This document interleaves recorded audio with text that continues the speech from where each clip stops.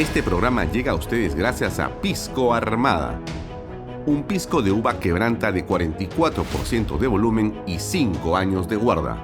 Un verdadero deleite para el paladar más exigente. Cómprelo en bodegarras.com y recuerde, tomar bebidas alcohólicas en exceso es dañino. ¿Qué tal, amigos? ¿Cómo están? Muy buenas tardes. Gracias por acompañarnos en Bahía Talks. Vamos directamente a nuestras entrevistas de hoy. Vamos a conversar primero con Catherine Ampuero, abogada, ex procuradora anticorrupción en Lavajato, que tiene mucho que comentar sobre lo que está ocurriendo en la JNJ y con Martín Vizcarra. Y después conversaremos con Paola Lazarte, economista de la Universidad Católica, que ha sido, por cierto, ministra de Transportes y Comunicaciones, para conversar in extenso sobre la brecha enorme que hay en infraestructura, pero en general si existe o no un norte, digamos, en ese sector. Vamos con las entrevistas. Adelante.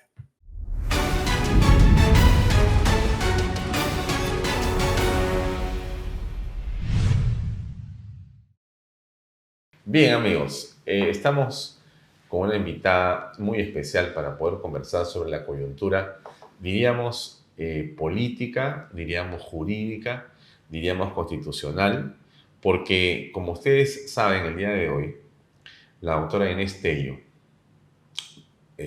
no sé si decir miembro o exmiembro, pero en todo caso, la doctora Inés Tello, que era hasta hace poco miembro de la Junta Nacional de Justicia, ha pedido al presidente del Congreso que declare inexistente el acuerdo que declaró su inhabilitación y que ella sigue siendo miembro de la JNJ. Es lo que dice, y que el Pleno en realidad la inhabilitó, pero no la destituyó.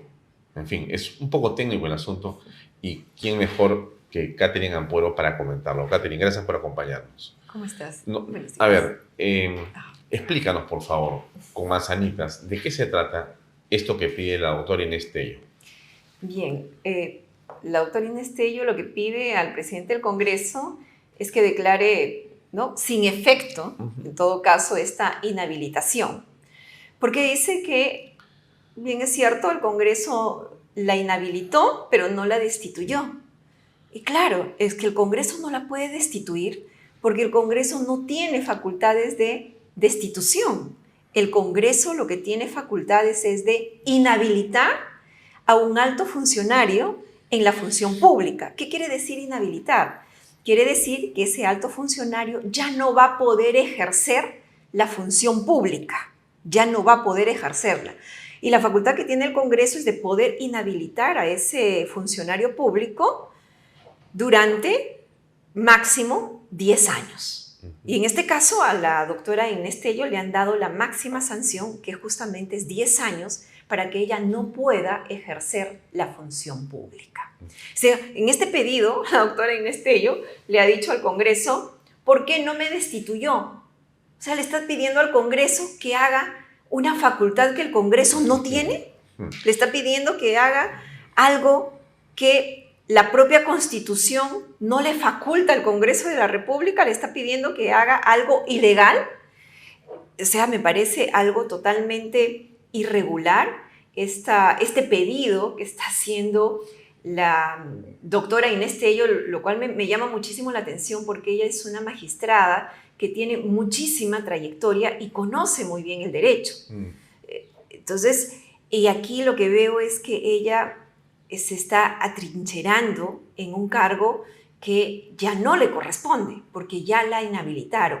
Si ella considera de que el Congreso ha actuado de manera arbitraria, de que no ha seguido los procedimientos correspondientes, de que no hubieron los votos necesarios para inhabilitarla, de que hubieron congresistas de que no estaban habilitados para ejercer su voto el día en el Pleno, ella tiene expedito su derecho para solicitar la anulación de esa votación, porque como vuelvo a repetir, ella considera que se le han vulnerado sus derechos. Pero para eso ella conoce las leyes, ella conoce nuestro ordenamiento jurídico y puede ir en una acción de garantía constitucional, como es, por ejemplo, la acción de amparo. Puede recurrir al Poder Judicial y allí buscar una tutela jurisdiccional efectiva.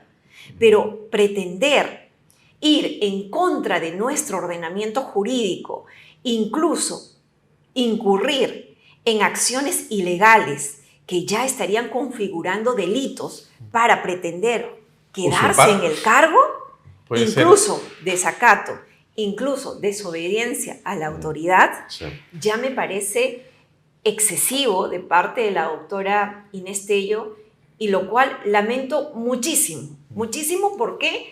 Porque está poniendo pues en grave crisis el Estado de Derecho en el que estamos viviendo, porque ¿qué cosa va a ocasionar esta posición de la doctora? Esta majadería, diría yo, de parte de la doctora, y que me da muchísima pena, porque la conozco y conozco de su trayectoria como magistrada, que, por ejemplo, la Junta Nacional de Justicia, con ella ahí y con Aldo Vázquez, que también ya está inhabilitado, continúen con los procesos de ratificación de todos los jueces y fiscales a nivel nacional, y en ese proceso de ratificación decidan no ratificar a un fiscal, no ratificar a un juez, decidan destituir a un fiscal o a un juez, y ese juez se atrinchera, igual que lo están haciendo ellos, exactamente igual, con la misma conducta, se atrincheran en su despacho y dicen, no, yo voy a seguir despachando porque hay 2 consejeros de la Junta que no están habilitados. Y así como ellos se están atrincherando en sus cargos, yo también me atrinchero. Yo, fiscal, sigo en mi despacho despachando. Yo, juez, sigo, y mira todo lo que se va a generar. Va a haber una cadena de atrincheramientos. Una cadena de que en nuestro país se ha convertido en un país bananero y yo hago lo que quiero. Sí. ¿No? Ahora, ella dice algo más, ¿no? Dice, lo que hemos conversado es su segundo trocidio. Su primer trocidio es, y se refiere a que en la votación, dice ella que hubo 66 votos y no 67, porque ella considera que el voto del congresista José Luna no corresponde ser validado porque era miembro de la comisión permanente. ¿Eso ya se dilucidó o hay esa duda aún? Miren, el Congreso tiene una posición bastante respetable, ella tiene otra posición, han salido opinólogos constitucionalistas, una y otra posición, ¿no? Unos apoyando la posición del Congreso de la República, otros apoyando la posición de los consejeros, ex consejeros Inés Tello y Aldo Vázquez. Entonces hay un debate rico, ¿no? De ambos lados, respetables ambos lados, pero finalmente eso lo tiene que decidir el Poder Judicial. Pero para ello, ella tiene que recurrir en una acción constitucional, que puede ser una acción de amparo, pero ella no puede ser juez y parte y ella decir, yo tengo la razón y por eso me quedo en mi cargo, yo interpreto y yo sentencio. En esa misma, digamos, fragor, en ese mismo pensamiento, en ese mismo, digamos, sentimiento, la doctora Benavides se puede haber quedado en el cargo y haber dicho, bueno, mira, yo no estoy de acuerdo con lo que están haciendo ustedes, me quedo en mi cargo y no acepto que la JNJ me suspenda. Y no solamente Patricia Benavides. ¿A cualquiera entonces? Cualquiera. Patricia Benavides, pudo haberlo Soraya hecho Pedro Chávarri, pudo haberlo hecho Martín Vizcarra cuando el Congreso tomó una decisión. Ábalos, pudo haberlo, claro, Soraya Ábalos cuando lo inhabilitó el Congreso, pudo haberlo hecho todos los magistrados que inhabilitó el Congreso, pudo haberlo hecho Martín Vizcarra, claro, ¿no? Pudo haberlo hecho todos los magistrados a quienes inhabilitó la Junta Nacional de Justicia, también Pedro Castillo, o sea, todos, ¿no es cierto? No, el Congreso hizo mal, el Congreso votó mal, incluso todos los jueces y fiscales que inhabilitó la Junta Nacional de Justicia, diciendo, no, ellos aplicaron mal, procedieron mal y yo me quedo en mis 13 porque aplicaron mal el derecho o interpretaron mal el derecho. Entonces, ¿para qué existe el Poder Judicial? Y a mí, como vuelvo a repetir, me llama muchísimo la atención porque ella ha sido magistrada durante muchísimos años. Ella tiene una trayectoria de muchos años como jueza y sabe para qué está hecho el Poder Judicial, que justamente es para administrar justicia. Si uno siente que le han vulnerado en sus derechos, lo correcto es recurrir al Poder Judicial buscando tutela procesal efectiva, Ahora, solicitando la tutela de ella derechos. solicita declarar inexistente. Es una figura que no había escuchado yo. Tú puedes declarar inexistente una decisión del Congreso de la República, o sea, una votación que se lleva a cabo, que se publica en los periódicos, que ya ejerció y tiene una consecuencia jurídica. Yo digo, no, yo le pido a usted que declare inexistente. Entonces, el presidente del Congreso dice, tiene razón. Entonces, señores congresistas, declaramos inexistente lo que hicimos ayer. ¿Eso sería lo que tendría que ocurrir para que ella, digamos, esté satisfecha? Bueno, Pero estamos hablando de algo que no sí. existe, ¿o sí? Bueno, en realidad, ojo que el presidente del Congreso lo que hace es comunicar o ejecutar las decisiones que toma el Pleno del Congreso. El presidente del Congreso no toma decisiones, ¿ok? Él lo que hace es comunicarlo, claro, o trasladarlo a las instituciones. Él dirige a un colegiado, representa a un colegiado. Él no puede arrogarse la decisión del colegiado. La decisión ya la tomó, y la tomó el Pleno del Congreso. Y creo que esa decisión del Pleno del Congreso lo hemos visto todos porque ha sido pública la votación. Además, los medios de comunicación también lo han transmitido. Y vuelvo a repetir, acá hay un debate sobre el tema de las votaciones, cuántos votos se requerían para esa toma de decisión sobre la inhabilitación de estos dos magistrados. Y si ellos consideran de que se ha vulnerado su derecho, tienen expedito el poder recurrir ante el Poder Judicial para pedir la nulidad de los mismos, que se declare inexistente, o cualquier otro, o respeto su derecho si ellos consideran que se ha conculcado estos. Pero ese no es el mecanismo el que están tratando de utilizar ellos, el no respetar el Estado de Derecho en nuestro país. Recuerdo que ellos decían que si el Congreso los inhabilitaba, se rompía la democracia. Esta actitud que ellos están tomando el día de hoy, eso está rompiendo la democracia, pero sobre todo está yendo en contra del Estado de Derecho y está convirtiendo a nuestro país en un país bananero. Y el mensaje que están dando a la ciudadanía es: haz aquí lo que quieres, pisotea las normas, porque aquí no importa el Poder Judicial. Si tú consideras que han vulnerado tu derecho, pues tú mismo sé el juez de tus derechos. Tú mismo aplícate la ley conforme tú quieres que se aplique. No busques al Poder Judicial para garantizar la garantía o el ejercicio pleno de los mismos, ¿no? Catherine, el procedimiento, digamos, dejando de lado esta solicitud de la autoridad por un momento, es que el defensor del pueblo espera que la JNJ le notifique los nombres de los accesitarios para proseguir y que tomen posesión de su cargo. ¿Eso es lo que tiene que ocurrir? ¿O en qué estamos?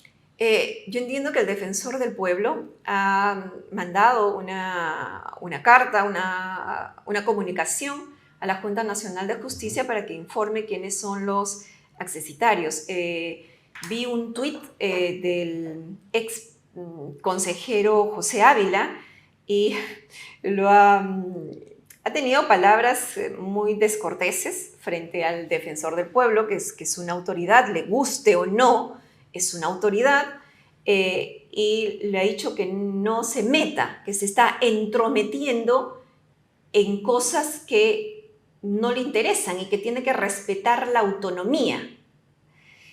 Como que ellos quieren ser una isla que están por encima de la ley, por encima de la norma.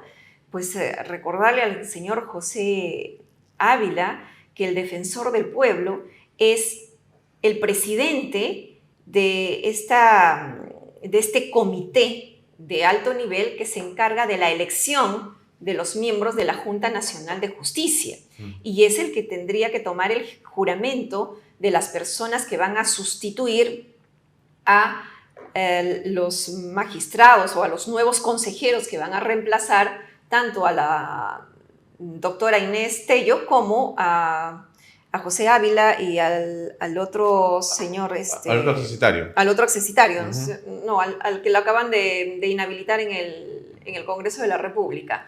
¿no es cierto? Entonces, ¿Aldo Vázquez? Aldo Vázquez. Ah. El tuit es de Aldo Vázquez, ¿no? Que le dice al defensor del pueblo, no te entrometas, ¿no? No te entrometas porque la Junta Nacional de Justicia es autónomo, no tienes por qué vulnerar nuestra autonomía, ¿no? Bastante desubicado creo que este ex consejero.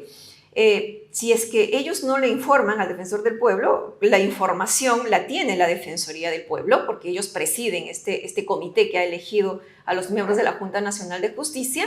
Así que si la Junta Nacional de Justicia no le informa quiénes son los accesitarios, ellos tienen esta información y ya el defensor del pueblo tendría que juramentar a los accesitarios. Ahora, Aldo Vázquez dice que en su caso se requerían 70 votos y no 60 y tantos como ocurrió, y que por lo tanto esa inhabilitación no existe tampoco. Claro, igual que la doctora Inés Tello. La posición es la misma, ¿no? Sí. Bueno, pero estamos nuevamente frente a un hecho, no sé si la palabra es insólito, pero que llama la atención de magistrados con tanto, digamos, experiencia, que estén en este momento desconociendo una decisión del Congreso de la República. ¿Qué es lo que tiene que hacer el Congreso, en todo caso?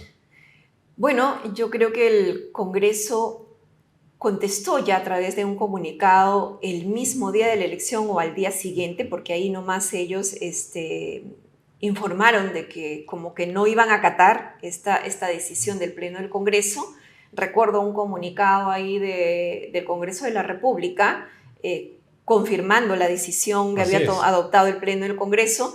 Yo creo que en las próximas horas el presidente del Congreso nuevamente va a ratificar esa decisión del Pleno, y lo que aquí procede es que el defensor del pueblo, como presidente de este comité que elige a los miembros de la Junta Nacional de Justicia, va a tener que juramentar a los accesitarios, y quienes se consideran vulnerados en su derecho están totalmente, digamos, abiertos, tienen las armas legales, y así lo establece la Constitución, así lo establece el Código Procesal Constitucional, nuestro ordenamiento jurídico, para que puedan recurrir al Poder Judicial vía una acción constitucional para lograr pedir una tutela jurisdiccional efectiva. Y si realmente pues en el Congreso de la República no han logrado los votos necesarios para inhabilitarlos, realmente han votado congresistas que no debieron votar, pues esa decisión del Pleno del Congreso, el Poder Judicial lo declarará nulo y ellos retornarán al puesto de consejeros de la Junta Nacional de Justicia. Pero las leyes en nuestro país se han hecho para respetar, y ellos como altos funcionarios del Estado, porque ser miembros de la Junta Nacional de Justicia implica ser altos funcionarios del Estado, ellos tienen la obligación de respetar nuestro ordenamiento jurídico y dar el ejemplo a la ciudadanía de respeto a nuestras normas. Ellos no pueden dar el ejemplo a la ciudadanía: en este país yo hago lo que quiero y voy en contra del ordenamiento jurídico y yo hago justicia por mano propia, porque hacer justicia con mano propia también constituye un delito de acuerdo a nuestro ordenamiento legal penal y está tipificado como delito en el Código Penal.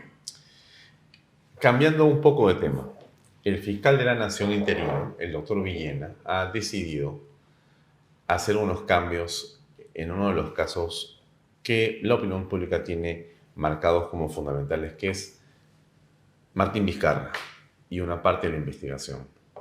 Esto, desde tu punto de vista, ¿tiene alguna explicación? ¿Es un peligro para la justicia? ¿Es una manera de ayudar a Martín Vizcarra? ¿O en realidad eso es parte un poco de la psicosis que tenemos algunos? Lo que hemos visto desde que asumió el fiscal Supremo Villena como fiscal de la Nación interina, hemos visto un doble estándar en las investigaciones. ¿Así? ¿Correcto? Sí, absolutamente. ¿Por qué? Cuando ha empezado a declarar el testigo y colaborador eficaz Jaime Villanueva, ha denunciado hechos de corrupción de distintas personas, ¿no es cierto? Hechos de corrupción que involucran a la ex fiscal de la Nación, Patricia Benavides, lo cual se está investigando y me parece muy bien que se investigue porque son hechos de corrupción muy graves. Hechos de corrupción que involucran a congresistas, que también me parece muy bien que se esté investigando porque también son graves. Pero también ha señalado hechos de corrupción que involucran al fiscal supremo Pablo Sánchez y que se está tomando con guantes de seda. Hechos de corrupción que involucran a periodistas, pero que no se están abriendo investigación, no se quiere investigar, y me refiero, por ejemplo, a periodistas como Gustavo Gorriti, recientemente a Rosa María Palacios, quien ha ido a entrevistarse con Patricia Benavides cuando era fiscal de la Nación a pedirle que archive la investigación vinculada a su amigo Pedro Salinas, y eso configura delito de tráfico de influencias y no se podría descartar el delito de cohecho. Pero si no se abre una investigación, jamás vamos a saber la verdad. Entonces, ahí vemos que también el fiscal Villena abre investigación al fiscal supremo Pablo Sánchez, ¿correcto? Pero sin embargo, presta la página del Ministerio Público para que Pablo Sánchez haga su descargo. ¿Cómo es posible que la página del Ministerio Público sea prestado a un fiscal que está siendo investigado por corrupción para que haga sus descargos a través de un comunicado? En ese caso, mejor prestemos la página del Ministerio Público a todos los fiscales investigados por corrupción para que hagan también su descargo. Ahora, nos llama muchísimo la atención que ahora el fiscal de la Nación viaje a Panamá y deje a cargo la institución de un investigado por corrupción. ¿De quién? De Pablo Sánchez. Pablo Sánchez ahora va a dirigir el Ministerio Público mientras el fiscal Villena está de viaje en Panamá. ¿Y quién investiga a Pablo Sánchez? El propio fiscal Villena. Entonces, nos damos cuenta, pues... Ahora, ¿cómo se explica justamente que Juan Carlos Villena haya designado al doctor Pedro Nicho, que es alguien muy cercano a la doctora Sandra Castro, que fue la fiscal Cuellos Blancos, que visitaba al señor Martín Vizcarra en su departamento? ¿Cómo se entendió eso que ocurrió? No hubo una investigación al respecto, nadie dijo nada, y ahora, ¿qué significa esto? Nos llama muchísimo la atención este cambio. ¿Por qué? Porque este fiscal que estaba a cargo hasta hace unos días, a cargo de esta investigación tan importante como es la organización criminal Los Intocables de la Corrupción, que es un caso tan mediático, ¿no es cierto? Que esta organización, de acuerdo a las investigaciones, está liderada por Martín Vizcarra, el expresidente de la República. Este fiscal ha venido trabajando y hemos visto los resultados porque han sido públicos.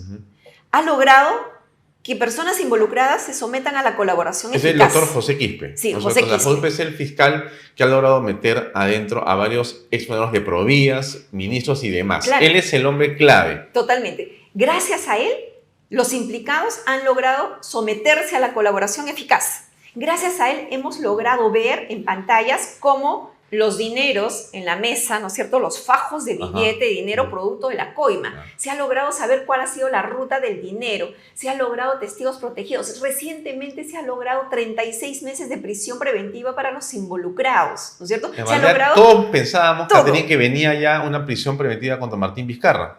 Sí. Ya. Inminente. Pero lo que pasa es y lo que cambian. La prisión preventiva depende justamente de Villena, porque si dependería de este fiscal ya hubiera pedido la prisión preventiva. Pero lamentablemente este fiscal, que hasta hace poquito estaba a cargo de la investigación, no puede pedir la prisión preventiva de Vizcarra porque no es su competencia. La competencia la tiene Villena. ¿Y qué pasa con Villena? Villena, en vez de premiarle, de darle toda la logística necesaria para que continúe con la investigación de esta organización criminal, lo cambia, lo saca del caso. ¿Y a quién pone en el caso? A un fiscal del Callao, que es amigo íntimo de la fiscal Sandra Castro. ¿Pero quién es Sandra Castro? Sandra Castro es una fiscal que Zoraida Ábalos la puso en el caso Cuellos Blancos del Puerto, y esta fiscal era la asidua visitante de Martín Vizcarra cuando era presidente Sí. de la República. Sandra Castro le llevaba información a Martín Vizcarra de los colaboradores eficaces de la investigación Los Cuellos Blancos del Puerto.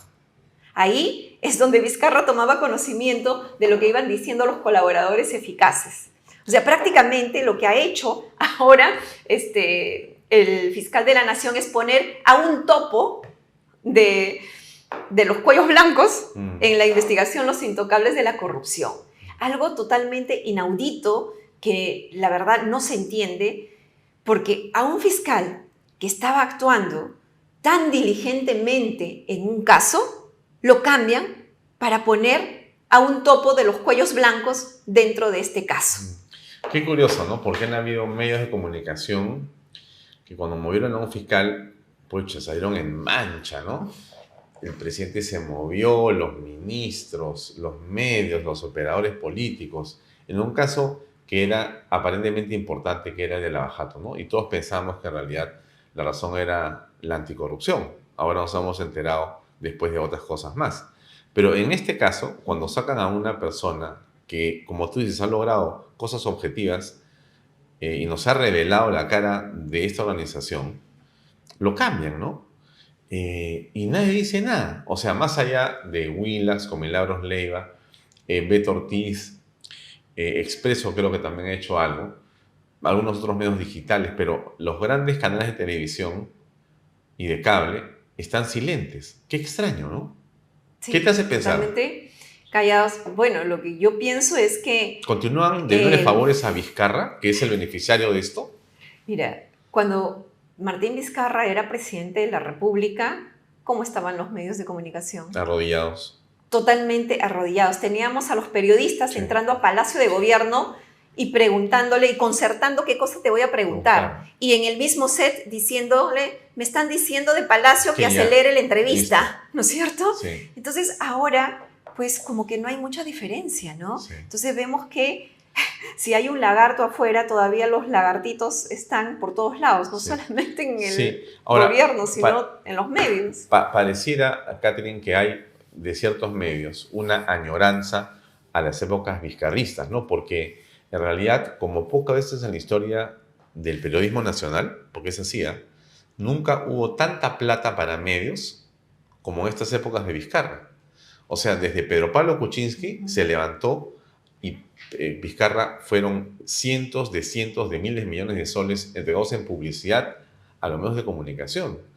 Cuando eso se corta, producto de N circunstancias, hemos empezado a ver la quiebra de medios y la situación asfixiante que tienen los que más bien estaban con él. O sea, desde Villarán de la Puente, que la plata venía de manera extraña, por decirlo menos, la mermelada de Vizcarra, y ahora la añoranza de muchos medios de decir cómo no regresa Vizcarra para que nos pueda soltar un poco de plata. Pero esto es pues una locura, ¿no? Estamos faltando a la verdad, finalmente.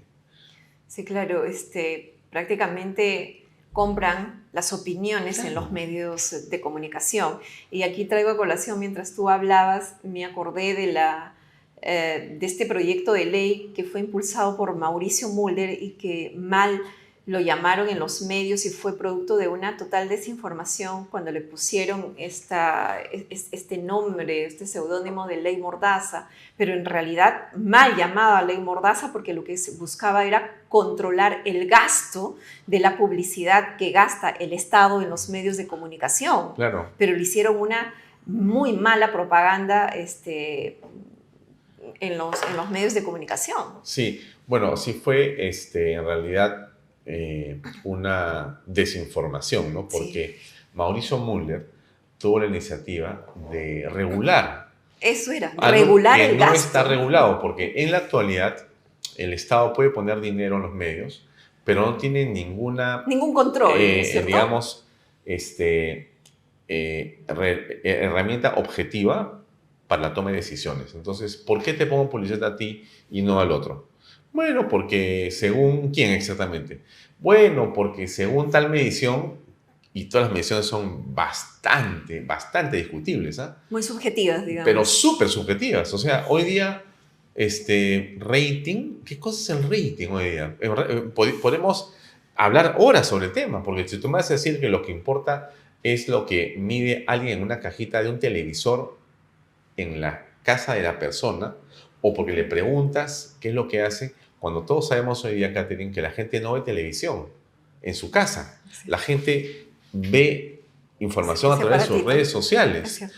o WhatsApp, o ves Twitter, Facebook, Instagram, en fin, y ves muchos programas aquí, ¿no? Yo tengo 3 hijos de 20 para arriba, ¿no?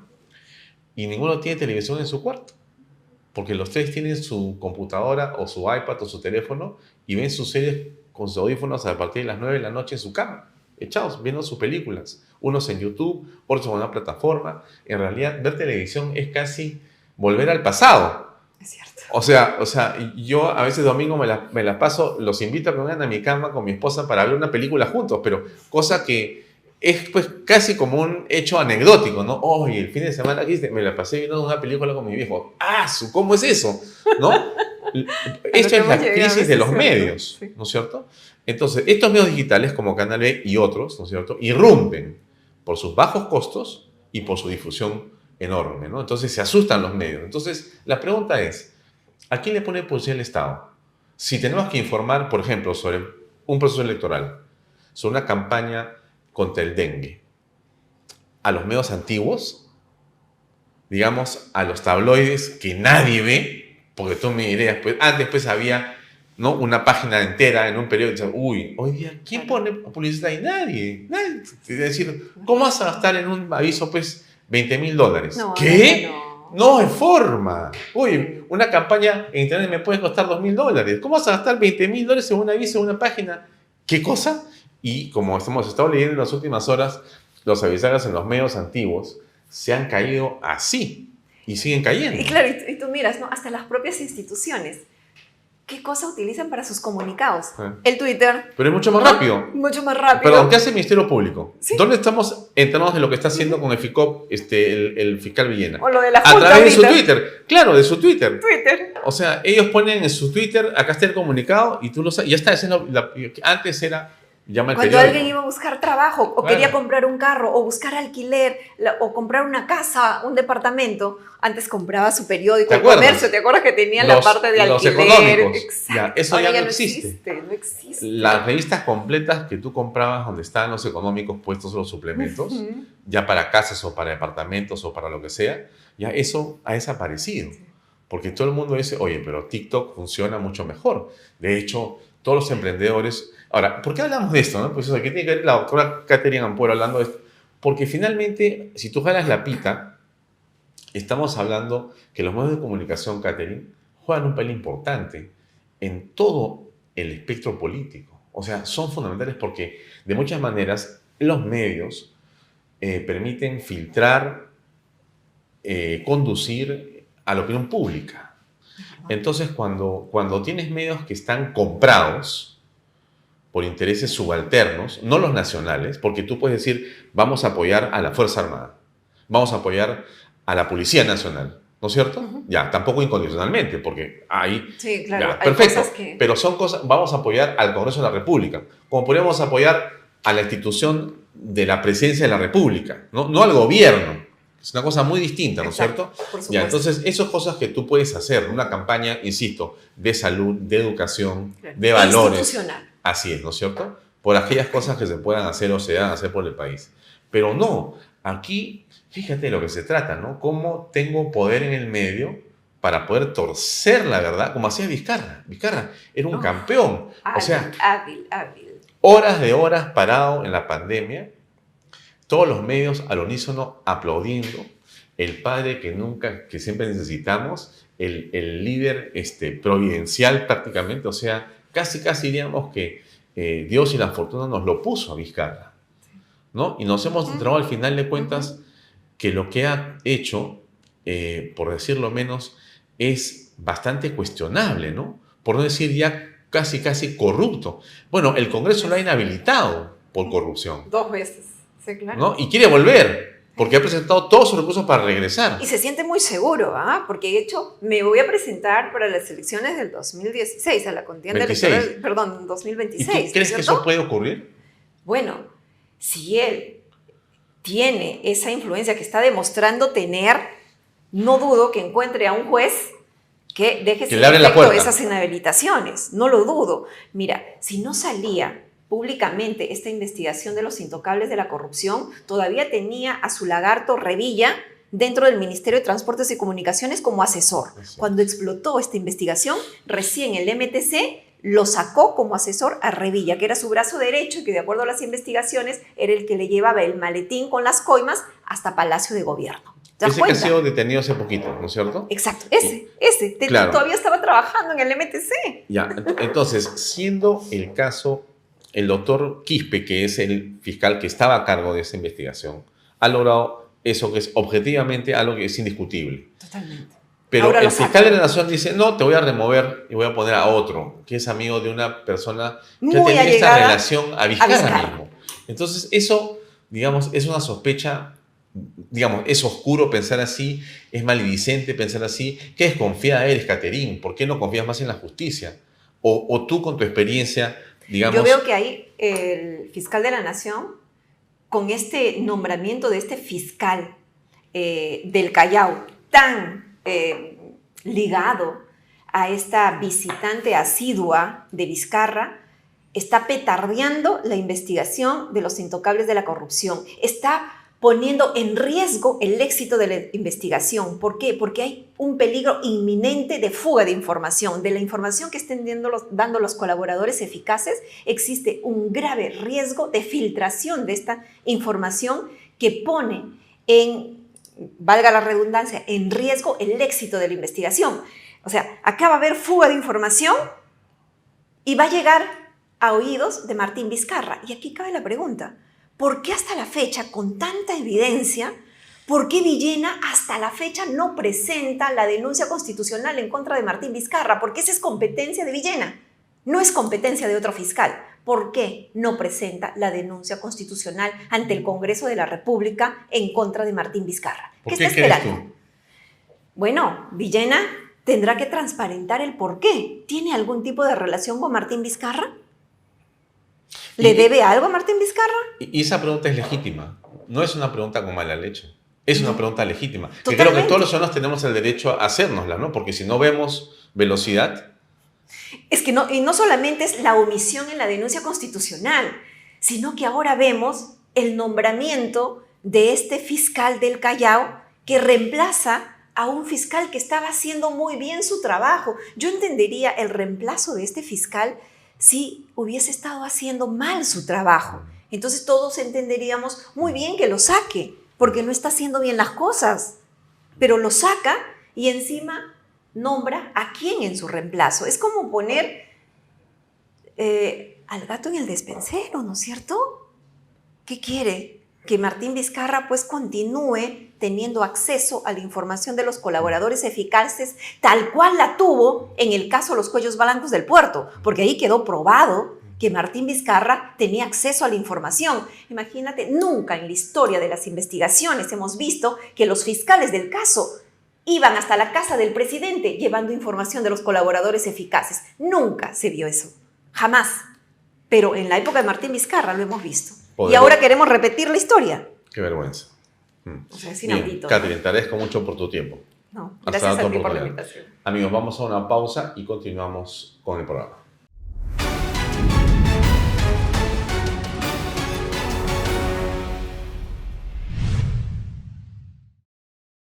Bien, amigos, seguimos en Bahía Talks. Estamos ahora con Paula Lasarte, ex ministra de Transportes y Comunicaciones. Paula, gracias por acompañarnos. Gracias, Alfonso. Bueno, en realidad nuestro interés está en poder hablar de los transportes y las comunicaciones. En general, del tema de infraestructura, ¿no? Porque creo que es indispensable para el desarrollo. Tú has estado varios meses en esa cartera y has podido ver no solamente las oportunidades que hay, sino las grandes falencias que tenemos en el país. Yo te preguntaría, así como para comenzar, simplemente una pregunta muy genérica, ¿no? ¿Cómo está la infraestructura vial en el Perú? Bueno, gracias ante todo por la invitación. La infraestructura vial enfrenta serios desafíos y tiene una situación bastante limitada al día de hoy. Tenemos una red vial nacional que está a cargo del Ministerio de Transportes y Comunicaciones, a cargo de Provías Nacional, pero también tenemos vías regionales, departamentales y vías vecinales. La red vial nacional está pavimentada al 85% y el 15% restante es intervenida a través de unidades zonales de Provías Nacional directamente. No es el modelo más óptimo, estos tramos tienen que ser contratados con un contratista conservador que es el que le da el mantenimiento y la puesta a punto por 5 años. Pero ¿cuál es el gran problema cuando queremos hablar de corredores logísticos, desarrollo económico, generación de industrias? Que puede ser una red vial nacional con sus deficiencias aún, porque todavía, por ejemplo, en algunos contratos de concesión tienes entregas de terrenos que están pendientes. Pero antes, permíteme que te interrumpa. Hablas de vía nacional, ¿no es cierto? Así es. Ya. ¿Qué comprende eso exactamente en este momento? Para que la gente se pueda ubicar. En el Perú, ¿dónde están las vías nacionales transversales? ¿Cuáles son? Por ejemplo, la Panamericana Sur Ya, vamos de Lima hasta Tumbes. Sí, toda la Panamericana es una red vial nacional. Ya, Lima hasta Tacna, Sí. ¿no es cierto? Ya, Así tienes las dos extremos. Lima hasta Oxapampa, ¿cuál es la del centro? También ¿no? tienes Lima Ollonambo, tienes la Unión Canta-Guayay, tienes también la carretera Huánuco, que conecta Lima con Huánuco, la longitudinal de la sierra también, los tramos, el 4 que se va a también adjudicar como APP. O sea, digamos, la red vial nacional es como que fuera la gran infraestructura sobre la que se conectan diferentes ramificaciones que llevan a la última milla en los pueblos, en diferentes regiones. Ya, esa es la que tiene problemas. Esa es la que está más avanzada. La más avanzada. Tiene 85% de pavimentación. Sus problemas vienen porque el modelo de contratación pública para la conservación, que son los mantenimientos de esta red, porque acá hay que ser bien claros, el Ministerio de Transportes a través de Provías Nacional no es que construye infraestructura nueva vial, salvo la carretera central, por ejemplo, que es parte también de la red vial nacional, sino que se dedica a hacer contratos de conservación o de mantenimiento de lo ya existente, porque ya está pavimentado. Pero sí existe un 15% que está en malas condiciones y que no ha podido ser todavía contratada o continuada con estos contratos de conservación que son cada 5 años. A mi criterio, ese es un modelo que no ha funcionado bien. Hay siempre un desfase entre cada contrato cuando termina y se inicia el siguiente. La contratación pública no es eficiente, no te permite contratar en los tiempos que uno necesita y los que se ven perjudicados es la población. Pero esa es la red vial nacional. Digamos, la parte más crítica para la población, para los productores, agroexportadores, minería, entre otros, es la red departamental y la red vial vecinal. Y solamente para darte una cifra, la red vial vecinal solo está pavimentada en un 3%. ¿3? Sí. Esta es la competencia. Es una trocha en realidad. Exactamente, sin implementos de seguridad vial, con todos los riesgos que pueda existir. Y ¿Esa vecinal es de los municipios? Así es. ¿Es su responsabilidad? Sí. Pero ¿cuál es el tema? O sea, también ahí uno puede caer rápidamente en este discurso que sí es parcialmente cierto, que no hay capacidades. Pero el tema no es solamente que no hay capacidades, sino que el arreglo institucional que se tiene no es el óptimo. ¿Qué es lo que tiene que hacer cada municipio para poder, o gobierno regional o municipalidad provincial para poder tener recursos? Porque no están todos los recursos presupuestados para poder pavimentar su red. Tiene que ir a través del Ministerio de Transportes de Provías descentralizado, presentar un expediente técnico, ser revisado por los técnicos de Provías descentralizado para que recién se le pueda aprobar el presupuesto y pueda ejecutarse esa inversión pública. Siendo su plata.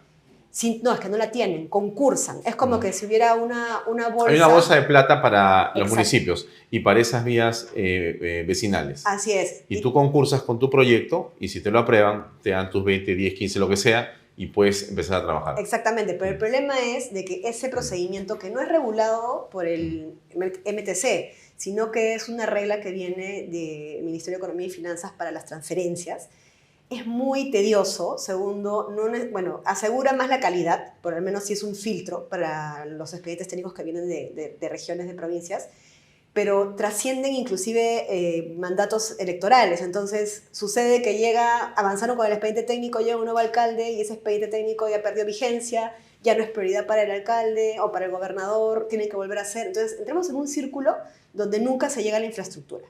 En parte por un tema presupuestal, en parte por un tema político de capacidades y en parte también porque no todos los proyectos de la red vial nacional o departamental pueden pasar por propiedad descentralizada. Tiene que ya haber una descentralización de competencias real que permita poder cerrar estas brechas. O lo otro es hacer un arreglo institucional distinto que te permita hacer corredores logísticos, que es lo que estábamos pensando durante mi gestión en el ministerio, de cómo poder integrar red vial nacional con red departamental y local a través de contratos de APPs, ¿no?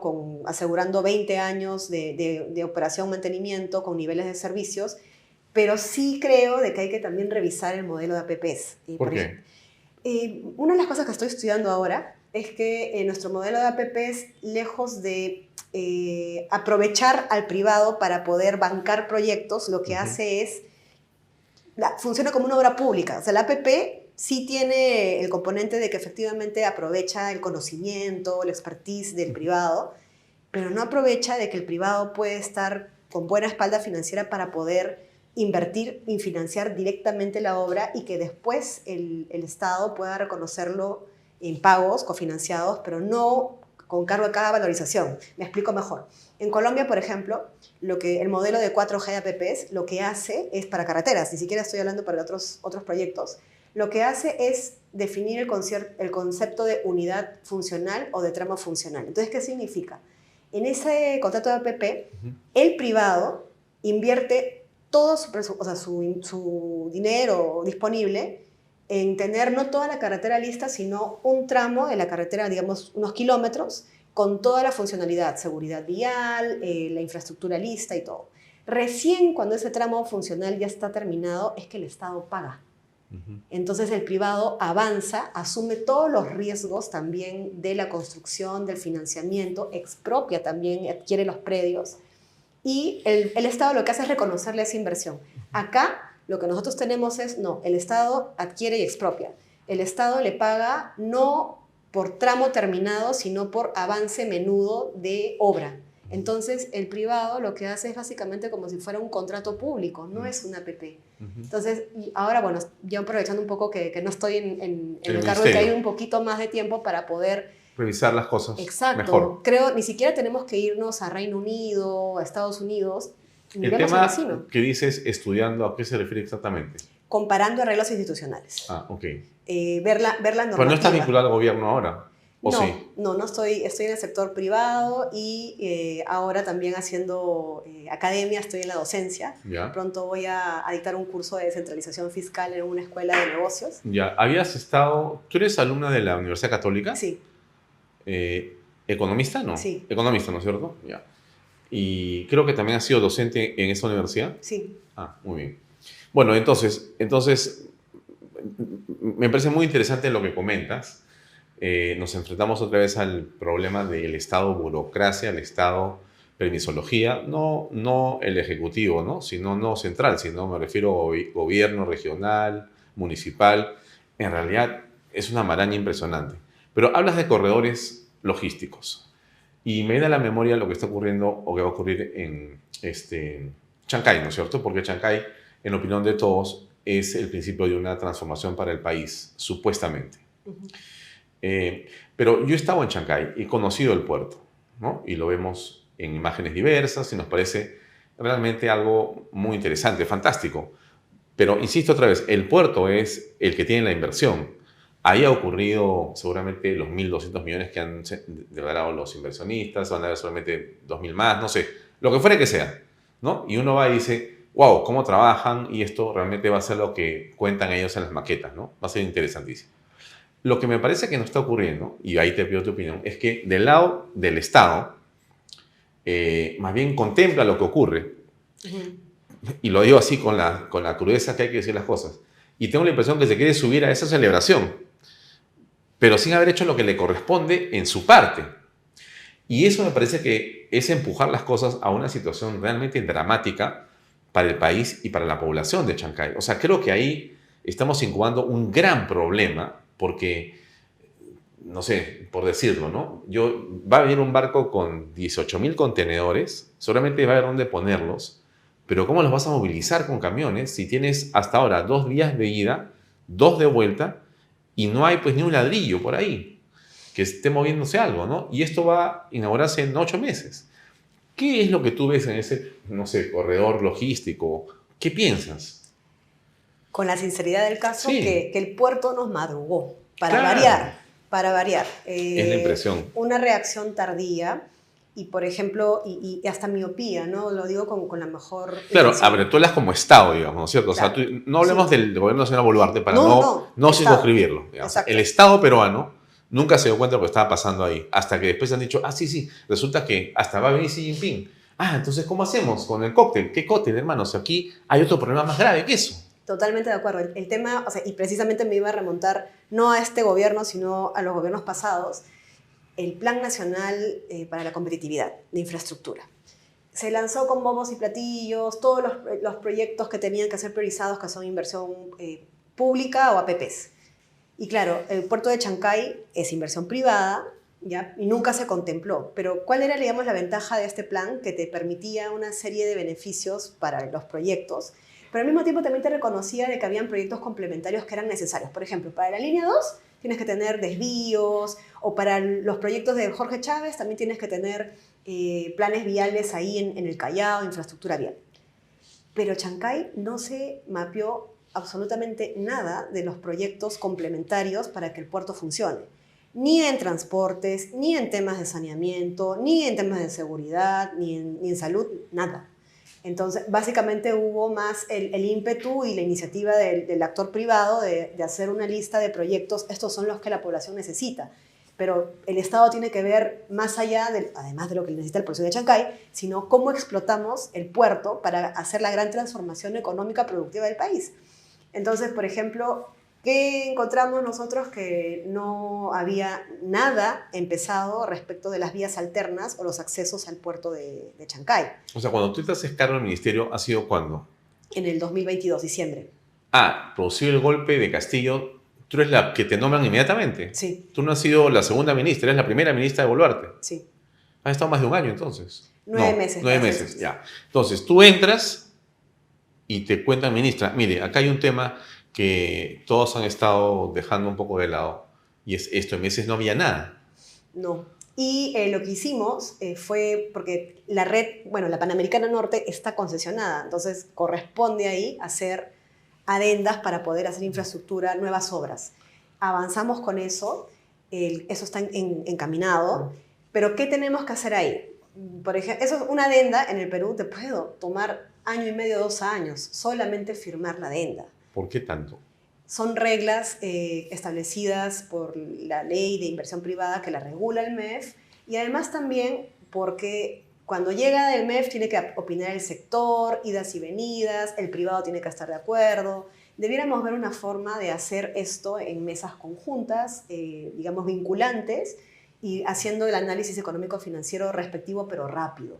Entonces, yo sí invocaría para que haya una reducción, un fast track en ese tipo de gestiones. Pero, por ejemplo, ya esto nos va a quedar corto. O sea, el puerto va a estar funcionando y recién se va a empezar a hacer la obra. ¿Qué es lo que hicimos puntualmente frente a esta, digamos, situación de emergencia, ¿no? Promovimos, bueno, elaboramos y enviamos al Congreso la ley del cabotaje marítimo. ¿Qué significa esto? Había vencido la norma que permitía que los barcos navieras de cualquier bandera pudiesen transitar libremente en el litoral marítimo entre los puertos. Había caducado justo en el 2022. Entonces lo que hicimos nosotros fue elaborar la norma y hacer que sea el transporte marítimo el que pueda temporalmente, digamos, mitigar el estrés que va a haber para el transporte de contenedores. Entonces esa es una salida, digamos, de corto plazo. O sea, ágil. los subes a otro barco y los traes a Lima. Así o es. los llevas a otro lado. Así es. Y ahí evitas la congestión. Pero ¿qué sucede al día de hoy? Eso es lo que a mí me preocupa bastante, que lo sustentamos en la Comisión de Transportes del Congreso y el paso siguiente era que ya fuese al Pleno, pero ha vuelto la Comisión, no se está promoviendo con el liderazgo debido y ya debiéramos tener la ley aprobada ya en ese trimestre, porque todavía hay que reglamentarla, hay que hacer una serie de ajustes. Entonces, y el puerto ya a fin de año está empezando sus operaciones. Entonces, ahí un poco el sentido de urgencia nacional, Ejecutivo y Congreso tienen que ahí trabajar rápido, no solamente es la foto, sino que este proyecto de ley en concreto es importantísimo, y más que importante ya ni siquiera creo que es alternativo, es necesario. Bueno, pero entonces, regresamos. No van a haber para noviembre más vías. En que la que construcción es. no. No. Ya.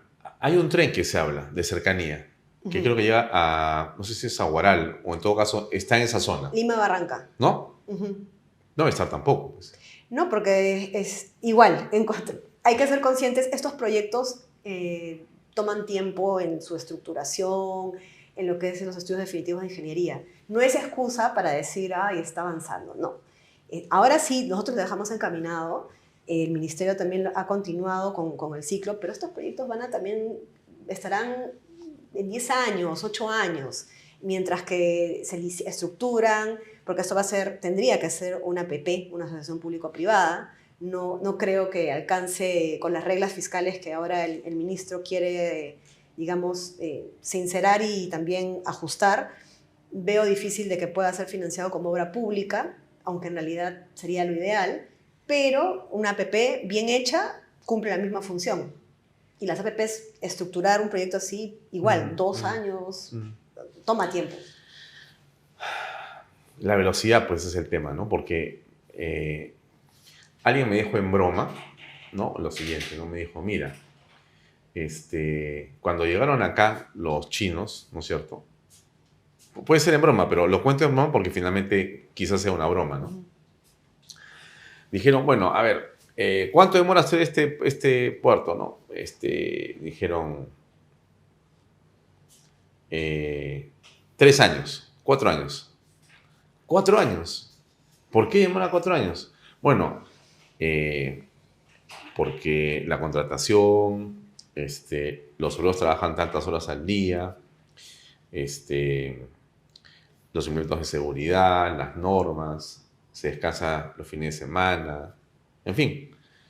Y entonces dijeron, no, traemos un barco de China con 3.000 chinos adentro, lo anclamos frente a la bahía y ahí nomás bajan y trabajan 24 horas al día y en 6 meses acabamos el puerto.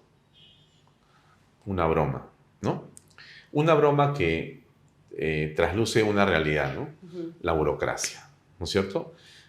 Y la eficiencia, o en todo caso, la velocidad, ¿no? Porque podría ser una barbaridad lo que hagan los chinos si fuera así. Es una broma esto, pero esta broma trasciende porque sacas lo que quiere decir la broma, ¿no? ¿Cómo es posible que nosotros nos demoremos años de años de años? Cuando yo he escuchado las ponencias sobre el puerto de Chancay, hay una que me ha llamado la atención y es la del parque de Ancón, ¿no? Hay un parque ahí que es industrial, ¿no? Entonces, alguien dice, nos hemos demorado creo que 20 años en tener el terreno. Bueno, pero ya está, qué bien, ¿no? Entonces, qué gusto, pues, ¿no? No, me dice, porque nos vamos a demorar por lo menos 20 o más en hacer el parque industrial. Entonces digo, pues no puede ser que 40 años te demores en hacer algo. O sea, ya es una generación prácticamente. O sea que sinceramente, posiblemente, no sé si tus hijos, pero tus nietos verán el tema de las vías. Y también los míos. O sea, no puede ser, Paola. O sea, estamos a una velocidad, pero ahora tú me dirías, y te pregunto, ¿el Estado tiene plata? O sea, ¿es pobre? ¿Somos un país pobre? Entonces estamos en el gobierno. Estamos sentados 9 meses en un ministerio que es el más importante, ¿eh? Sí. El que tiene más recursos. Yo te pregunto, ¿es misio ese ministerio?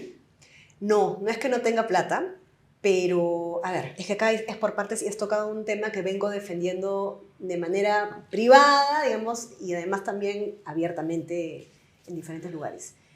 El enfoque de infraestructura, en vez de ser un enfoque que responda al ciudadano, a tener la obra lista, porque no es la obra, el servicio funcionando, por eso el enfoque ciudadano, no sucede acá en el Perú. El enfoque que existe para la infraestructura es hacendario, el control menudo del centavo por centavo. Y es por eso de que sale mucha regulación u opiniones y procedimientos que no están regulados que terminan truncando las decisiones de los funcionarios públicos. Además le sumas tener un sistema de control que a veces, además de advertir bien algunas situaciones, también genera incentivos para que no se tomen decisiones. Entonces, todo el sistema de infraestructura no está ceñido solamente a un ministerio o un ejecutor. Está disfuncional en todos los niveles de gobierno, en todos los ministerios. Y es porque gana la propuesta que es más barata, la más económica. Al final termina siendo la más cara. porque el contratista no es bueno, no cumple Se con paralizó. Exacto. Y al final, nadie contabiliza el costo de oportunidad de no tener, primero, esos recursos ahorita Claro. en un... Y el ciudadano no ha atendido, como tú dices. Exactamente. Entonces, como economista te digo, ese enfoque bastante, yo diría, chato que tenemos en el Perú. Del centaveo. Exacto. Tenemos que, no abogo por una indisciplina fiscal. No, nadie. No, porque son recursos del Estado, hay que cuidarlos mucho, pero estás diciendo una cosa clara. En lugar de enfocarte en darme un servicio, te enfocas supuestamente en cuidarme la billetera, Exacto. pero no la cuidas tampoco. Tampoco la Porque cuidas. el resultado y el efecto no es que me ahorraste dinero, sino que no tengo el servicio y gastaste más. Exacto. Si hiciésemos un estudio académico, sacando todo el costo, todo lo que perdemos por tener este modelo, créeme, que es muchísimo más alto que decisiones de endeudamiento o que decisiones más agresivas o audaces respecto a infraestructura. Porque ahí también viene el otro tema. No hay una planificación con visión de desarrollo. Es lo que cada ministerio piense, lo que cada gobierno regional piense, lo que cada municipalidad piensa, y eso cambia cada vez que cambia el rostro que representa esa entidad. Entonces, el Perú no sabe qué quiere, lo digo así. No hay una visión de desarrollo. Por eso que viene Chancay, que es una iniciativa privada, y nuevamente nos agarra madrugados a todos. Claro, y viene otro asunto que a colación, ¿no? Bueno, los Panamericanos del 2027, ¿no? Más infraestructura, pero antes de entrar al detalle ese, simplemente te pregunto, ¿no? Las líneas de metro. O sea, me queda claro que yo moriré y no he terminado, creo que en la línea 3. Quizá veré la línea 2 antes de morir, porque me imagino que será dentro de 20 o 30 años. Sinceramente, ¿eh? Porque la 2 estará en 5 años, en realidad, a la velocidad en que van las cosas. Y la 3 seguramente en 15 años. Claro, estás hablando de 25 o 30 años más. O sea, ya no te da la vida, pues hermano, para poder ver. Ahora, ¿por qué? ¿Por qué si tú te vas a Corea del Sur y tienes una línea de trenes? Yo estudié en Corea del Sur y yo solamente sabía inglés, no sabía coreano.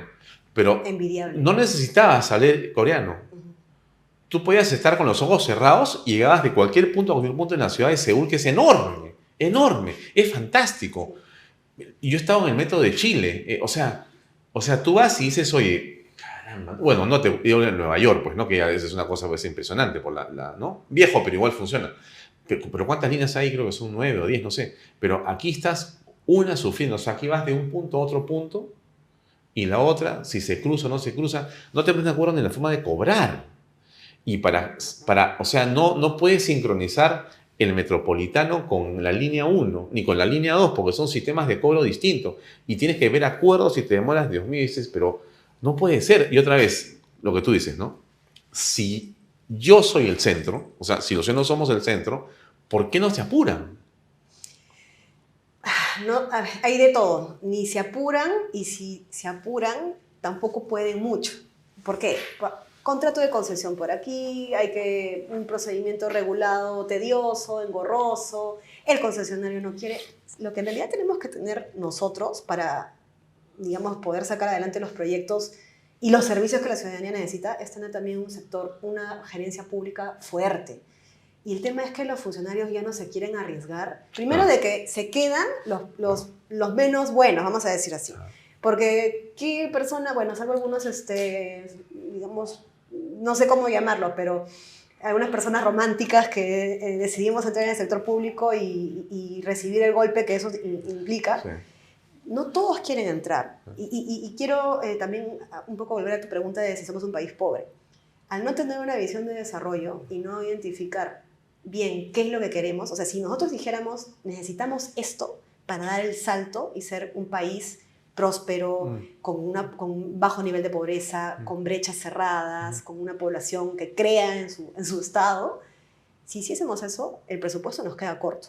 O sea, en realidad yo sí creo que hay un poco el temor que hemos tenido de esta pésima experiencia en los 80s, sí, que es un fantasma que al día de hoy evita de que podamos pensar de manera más audaz. Exacto, en grande. Pero al mismo tiempo, el pensar en grande significa que también tenemos que hacer reformas, porque no vas a endeudarte con el aparato y con el modelo que tenemos ahora. Es imposible. Exacto. Sería no, vas a hundirte. Exacto. Este es un Titanic, en realidad. La impresión que yo recojo de conversar con empresarios privados de diverso tipo, en todo sector, ¿ah? Es que el Estado no va para más. O sea, estamos frente a un aparato estatal que es el gran obstáculo para todos los peruanos en su felicidad, ¿no? O sea, tú no puedes ser feliz ni vas a hacerlo con este Estado. El Estado va a hacer todo para que seas infeliz. Y dices, pero qué raro, ¿no? Pero qué real, pues porque no logras poder cambiar esa realidad, ¿no? Y mira, tú me dices, hay dinero, ¿no? Tenemos un complejo de lo que pasó en los 80, ¿no? A la 1, la hiperinflación, todo paralizado, todo destruido, todo caótico, pero también es cierto que hay modelos en el extranjero súper interesantes de países que han logrado hacer esto y te llenas de envidia buena, ¿no? Y sana, porque tú dices, insisto, ¿cómo lo hizo Corea del Sur? ¿Cómo lo hizo Singapur? ¿Cómo lo han hecho otros países? Y les ha costado mucho menos que nosotros. Sí.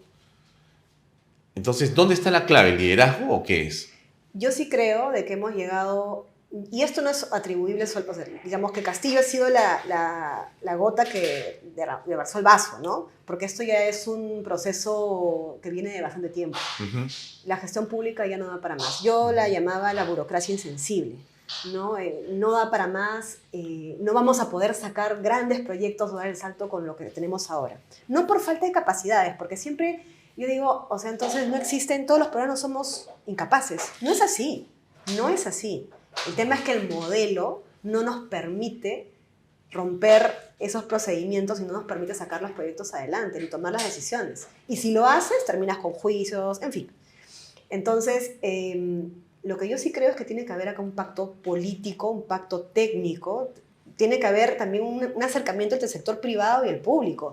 Algo que conversaba en diferentes espacios cuando era ministra, era después del Lavallato, lo único que ha habido es el inicio de investigaciones, la mediatización del problema, algunos rostros, digamos, más resaltantes que otros, pero no ha habido un sinceramiento de ambas partes de cuáles han sido los problemas. Que nos llevaron al Lavallato. Exactamente. Y qué se necesita para no volver a tener un Lavallato. O hijitos de Lavallato. Porque finalmente no hay un Lavallato, pero tienes un montón de cosas ahí dando vueltas. Por supuesto. Entonces, esa falta de liderazgo del sector del privado también y del Estado, ese diálogo no ha existido. Entonces, cada uno está viendo qué es lo que le parece más adecuado, no se conversa, no estamos llegando a una política, digamos, definitiva, una propuesta no única, porque en realidad pueden haber varias, pero no conversamos. Entonces, cada gremio propone lo que le parece. De ahí viene el nuevo funcionario y hace lo que le parece también. Sí. Entonces, al final, no hay un liderazgo. Debería haber un pacto técnico-político para la infraestructura. Yo hace 10 años entré, porque he sido funcionaria pública más tiempo, pero estaba en otros sectores, entré a ver el tema de infraestructura porque me di cuenta que lo crítico para proveer servicios públicos era tener la infraestructura. ¿De qué me sirve tener el personal si no tengo un buen espacio, ambiente en salud, en educación? Pero te debo decir de que cada año estamos peor en lo que es el modelo de gestión de infraestructura y que tiene que haber una reforma sustancial. Y creo que sí se puede hacer. Ahora, ¿y tú crees que se puede hacer en democracia? Yo sí creo que se puede hacer en democracia, pero... La pregunta es provocadora, pero es que yo cada vez que converso con más personas, todos respetamos y luchamos por la democracia y la defendemos, pero sentimos que algo está mal aquí. O sea, no sé si es la corrupción, pero el modelo democrático no está trayendo resultados. Y esto que tú dices necesita, déjame decirlo de alguna manera, una especie de dictadura. O sea, un liderazgo muy fuerte de alguien que tome decisiones y que tenga la capacidad de modificar leyes para que no te entrampes y ordene las cosas. No sé si reduzca un poco, porque tenemos demasiado aparato público además. Entonces se duplican funciones, todos quieren opinar, lo que nos cuentan siempre los mineros. Antes ibas al MINEM, ¿no es cierto? Y ahí sacabas todos tus permisos. Eran 5, 6, 10. Después subieron a 30, 40. Después lo ampliaron a un ministerio más. Después te han hecho 4 ministerios. Y ahora son 250. Entonces ya esto se convirtió en un viacrucis. Sí. Tienes que parar en cada sitio a rezar para ver y entonces cada sitio es un problema. Entonces no puede ser. El Estado, tú has dicho en un momento, es disfuncional a estas alturas. No te está ayudando. No puede ser. Por eso te pregunto, pues, ¿necesitas qué tipo de autoridad? Porque la democrática parece que no camina. Yo sí creo de que la democracia puede funcionar, pero es que el tema es que no hay liderazgos políticos. Yo creo que la política es, digamos, ese enamoramiento que hay hacia los distintos partidos, al ciudadano, pero no existen líderes. No hay alguien que levante la bandera y cuando sucede o no tiene el conocimiento, porque no tiene que tener el político, para eso tiene buenos técnicos, o vienen intereses particulares que terminan definiendo una agenda. No tenemos una agenda nacional, tenemos una agenda de determinados gremios, de determinados sectores, no vemos visión país. Sí creo en que pueden haber liderazgos. Ahora, regresando al tema de la infraestructura, ¿no? Está la carretera central, ¿no es cierto? Yo recuerdo, Paola, que yo hacía esto hace 30 años. Mira, yo cogía mi carro, salía de Lima a las 6 de la mañana, me iba a Jauja, ¿no? A almorzar a la una de Paca. Entonces me sentía feliz, porque venía en mi carro, me sentaba, miraba la laguna, pedía mi trucha, la comía con unos amigos, estamos descansando ahí unas 2-3 horas, ¿no? Y nos regresamos a Lima. Estaba en Lima como a las 7 de la noche, 8 de la noche. Felices, ¿ah? Un día en Jauja, ¿no? Tú te vas a la playa, otros se van a otro lado, al gimnasio, y yo me iba a Jauja a comer trucha. Y me parecía algo tan lindo en mi país, ¿no? Me sentía feliz, ¿no? Hoy día, pues, si le digo a alguien para ir a Jauja, me decir un fin de semana, 3 días, porque preferí venir, mejor vamos en avión. ¿Por qué? Y la pregunta es, ¿cuándo va a cambiar eso? ¿Cuántos años necesito para poder irme a Jauja otra vez a comer una trucha? No sé, en un horario normal, no en 10 horas sin saber si voy a llegar. Esa es precisamente la falta de visión, ¿no? La falta de visión de desarrollo. Tenemos nuestra infraestructura vial, para decirlo de manera muy transparente, comparado con otros países, es enana, es muy modesta, voy a decirlo así. Pero es modesta porque, por eso te digo, porque le ponen el tope. Por eso el expediente técnico tiene que ajustarse al presupuesto que hay. Y si el expediente técnico tiene que responder a la realidad física, si puede ser mejor, ¿por qué no podemos tener mejor infraestructura? En la carretera central, ahí se optó por este modelo de gobierno-gobierno. Yo creo de que el Perú tiene que empezar a ver los problemas de infraestructura de fondo. Si bien es cierto, el gobierno ha sido una medida para poder salirte de la ley de contrataciones, que es una tortura, no es eficiente, de corrupción, entre otros problemas. Tenemos que empezar allá a dejar de depender de los gobierno, ¿no? Y además de captar esa información, ese conocimiento de los modelos de otros países para reformar el nuestro, que es lo que no está sucediendo todavía. Entonces, la carretera central, mira, eso debe estar por lo menos al 2030, debiera estar terminado, no, 2030, no, 2031, 32 debe estar terminado, si es que los cronogramas no se modifican.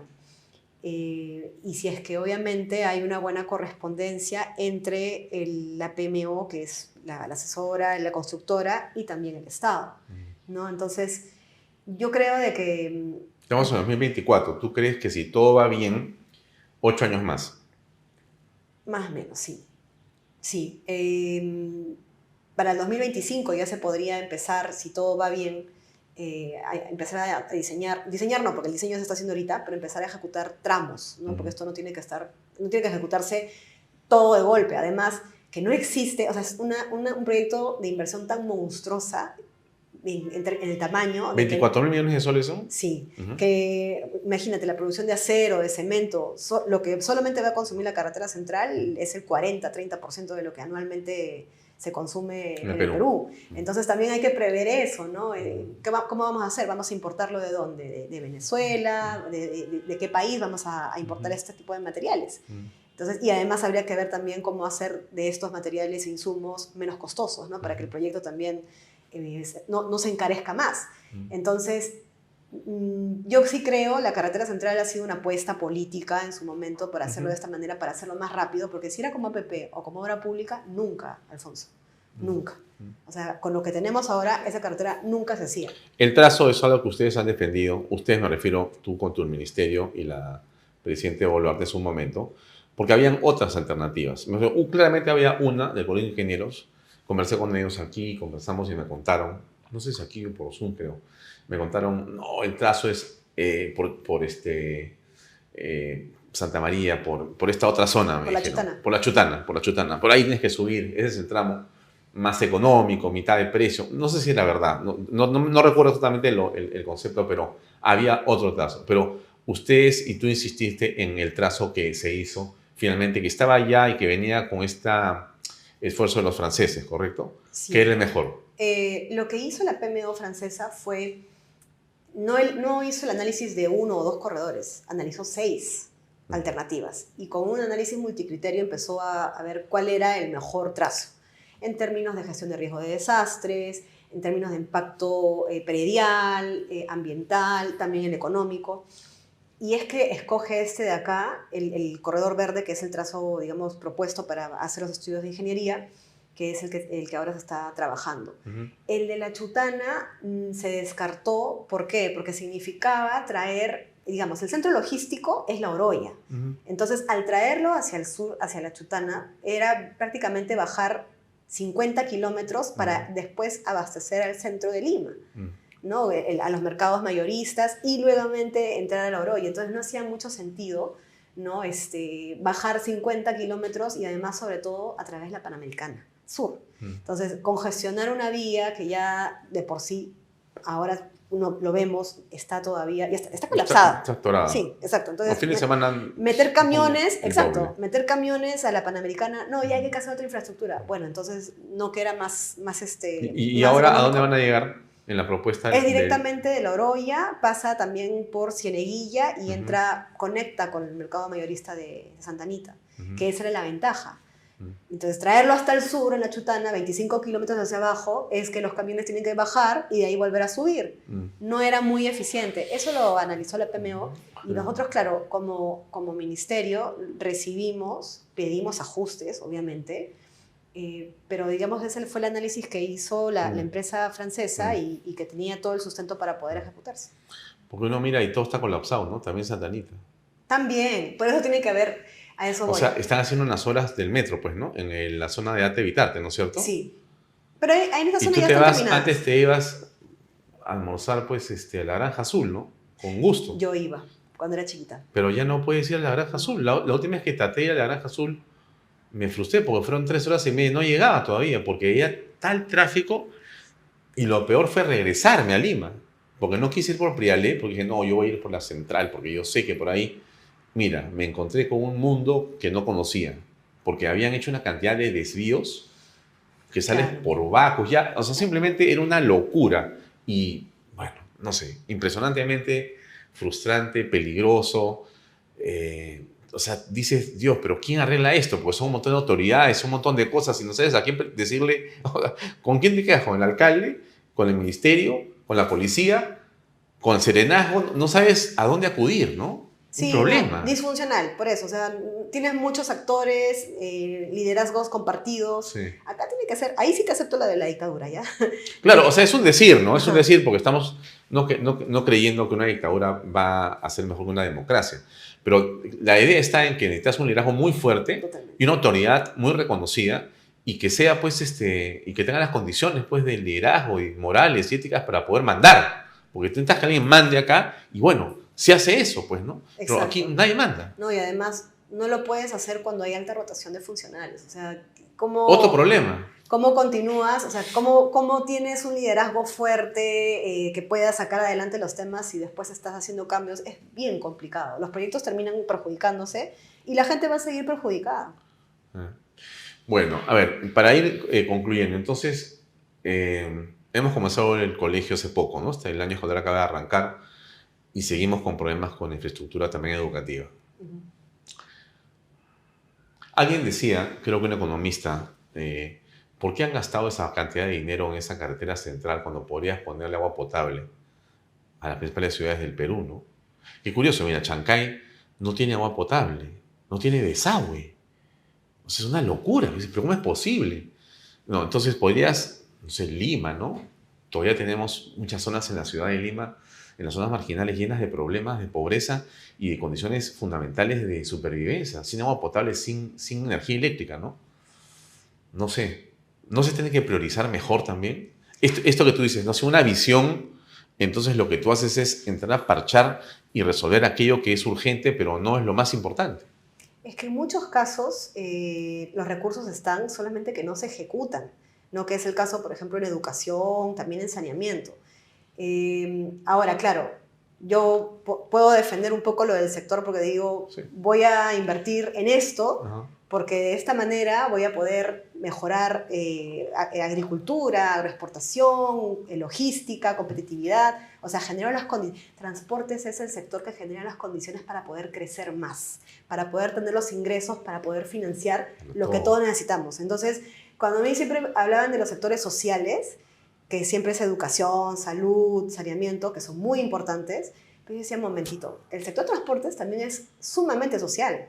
El transporte urbano la vive y suda todos los días los millones de peruanos en todo el país, no solamente en Lima. ¿Quiénes se transportan en las carreteras y quiénes son los que tienen accidentes por malas señalizaciones? Somos nosotros. Claro. Entonces, transportes es fundamental, pero además tiene, digamos, ese rostro social, pero además tiene esa condición de ser el habilitador económico del crecimiento y del desarrollo del país. Y Corea, tú me lo mencionas, un país con nuestra infraestructura nunca va a poder dar el salto, como lo dio Corea en su momento. Nunca. Y Corea se tuvo que endeudar, tuvo que tomar muchas decisiones, ser también la ley dura. Tenemos que mirar esos modelos exitosos. Y ni siquiera me voy tan hacia Asia, sino miremos un poco a Colombia, cómo de manera más gradual e institucional han ido avanzando y han generado, que es también, por eso te decía que es económico también, en el sector de infraestructura, y no solamente transportes, pero en infraestructura en general, si tomamos decisiones correctas, reformas adecuadas y reestructuramos todo nuestro modelo de infraestructura, podemos hasta generar las condiciones para que hayan más empresas peruanas en el rubro de construcción de infraestructura. A mí me ha tocado ir a obras, no voy a decir cuál, cuando he sido ministra, donde el constructor, que felizmente estaba terminando su obra, un puente, no muy lejos de Lima, me dijo, yo ya me salgo del sector, me voy a ir al rubro de seguridad porque ya no es rentable entrar a infraestructura. Era un ingeniero civil, que usó su empresa hace años, peruana, ya no, porque no me pagan, me observan, todo no funciona, no es rentable, me voy al rubro seguridad. ¿Tenía razón? Tenía razón. Entonces, ¿qué estamos viendo? Muchas personas o empresas pues quiebran por trabajar con el Estado, ¿no? Exacto. Entonces, porque hay observaciones diversas, pero al final te quedas sin los cheques y terminaste la obra o casi terminaste la obra y estás endeudado y dices, bueno, ya, claro. siéntete. En este caso, Sucumbí. el Estado ni promueve ni estorba, destruye la iniciativa privada, o sea, que hayan negocios, empresas, constructoras, infraestructura e ingeniería peruanas. Entonces, eso es crítico. Yo por eso abogo, y bueno, seguiré trabajando en eso, que sí creo que tenemos que hacer reformas sustanciales en infraestructura en diferentes sectores, no solamente transportes. Ahora, para cerrar, por ejemplo, ¿no? Porque esto que te voy a comentar ahora le ocurre a todos todo el tiempo, ¿no? Realizan, uno pues, yo vivo en Surco, cerca de donde estamos ahora, y bueno, las pistas tienen huecos históricos, de repente viene un alcalde con buena intención y te ponen la pista asfáltica, ¿no? Y dices, oye, qué bien, aplausos, ¿no? Me ha asfaltado las vías principales y quizás hasta las interiores, entonces todo está asfaltado. Pero no pasa ni 15 días y aparece la gente del gas y rompe toda la pista otra vez para supuestamente ponerte un servicio de gas. Entonces viene gas y te la va a, digamos, arreglar otra vez, ¿no? Más o menos, no te queda igual, pero bueno, ya. Y dices, bueno, así es el desarrollo. Y viene internet y te corta otra vez y te rompe toda la pista. O viene Ceapal, te pone un tubo y te vuelve a romper la pista. Entonces estamos... Dios, qué desesperación, ¿no? Insisto otra vez, ¿no? Esto está mal. No puede ser que ese sea el costo del desarrollo, porque así no ocurre. Y recuerdas lo de Corea, la mala cuestión en Corea del Sur, mala digo porque, en fin, es que lo hicieron en dictadura. O sea, en una buena parte del desarrollo coreano, un país extraordinario que a mí me acogió de una manera fantástica, me he sentido muy feliz cuando fui a estudiar allá, era donde pues todos obedecen, ¿no? Claro, tiene una serie de problemas eso, ¿no? Y tiene otra serie de ventajas también, ¿no? Si quien dirige sabe a dónde va, si tiene esa visión, ¿no? Singapur es también otra dictadura. Y es un modelo de país que muchos miramos con mucha atención, ¿no? Para tomar aquello que es servido. Y el nuestro es una democracia llena de problemas permanentes, donde lo central no se puede definir, ¿no? Tú has sido ministro de un sector importantísimo y comentas con franqueza que esa visión no la has tenido, no la has visto, no te la han dejado, no la has conversado. O sea, nadie te dijo, mira, Paola, te quiero contar que el plan es este. Esta es la gran figura. O sea, en el fondo, ¿qué te puedo decir? Pues hay una mamá con un papá y 2 hijitos. Ese es el fondo de este esfuerzo. Y eso significa que para ese papá necesitamos tener pistas, internet, agua potable. Y esa es la figura. Quiero un papá y un matrimonio y una familia feliz, realizada. Y más bien a los que estén en todas partes del mundo, peruanos, que regresen acá con sus familias. Porque vamos a tener las mejores pistas, el mejor internet, las mejores puertos y lo mejor de lo mejor, encárgate. Eso no te dijeron. No, y para hacer justicia no es exclusivo de este gobierno, es de décadas. O sea, vienen, en algunos no hay estadistas, ese es el tema. Ahora, yo creo, la democracia no tiene por qué ser vista como permisividad, debilidad. Ni corrupción.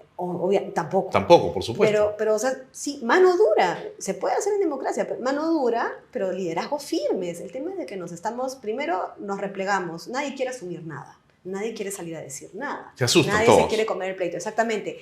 Porque, claro, ¿cómo lo digo? El costo de hacer eso es obviamente no es que la crítica. Exacto, pero bueno, pues los peruanos tenemos que acostumbrarnos a recibir críticas buenas y malas. O sea, no somos moneditas de oro para gustarle a todo el mundo. Y hay que tomar decisiones firmes. Pero pareciera que nadie se quiere comprar el pleito, ni los políticos ni los técnicos. Pero sí hay, o sea, sí tengo ese optimismo de que sí, basta con que haya un grupo no tan grande, pero que permita hacer ese liderazgo, los champions adecuados. Yo creo que sí podemos hacer el gran salto, pero tiene que ser un pacto político. Eso de acá, ustedes tienen los mejores técnicos, pero tenemos un tope si es que no hay un pacto político que diga, bueno, nos ponemos de acuerdo, revisamos la descentralización, porque es una desgracia, y empezamos a hacer reformas estructurales que corrijan todo lo que estamos viendo ahora. Última pregunta, cortita nomás. ¿Te interesa la política en verdad o te gusta la parte técnica? ¿O te ha gustado la política? No, sí me gusta la política. Yo soy una hacedora, yo soy una gestora por naturaleza, de verdad. Empecé en la academia y ahí me di cuenta que me iba a aburrir investigando, por más que me gusta, y decidí dar el giro al sector público para hacer cosas. Y todavía mantengo ese gusto y ese corazón para seguir haciéndolo.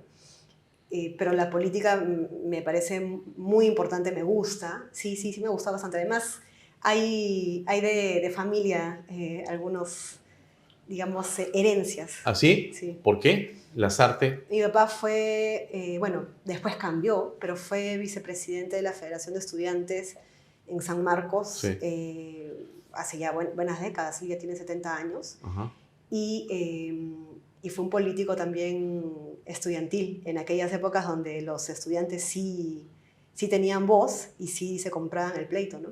Cambió, era de izquierda, de ahí se volvió centro-derecha. Ajá. Y bueno, ese ha sido un poco el legado de mi padre. Qué bueno, te felicito por eso. Qué gusto tenerte acá, espero volverte a invitar, Paola. Gracias por acompañarnos. Gracias. Amigos, eso es todo por hoy, nos despedimos. Hasta mañana. Gracias por acompañarnos y buenas noches. Este programa llega a ustedes gracias a Pisco Armada. Un pisco de uva quebranta de 44% de volumen y 5 años de guarda. Un verdadero deleite para el paladar más exigente.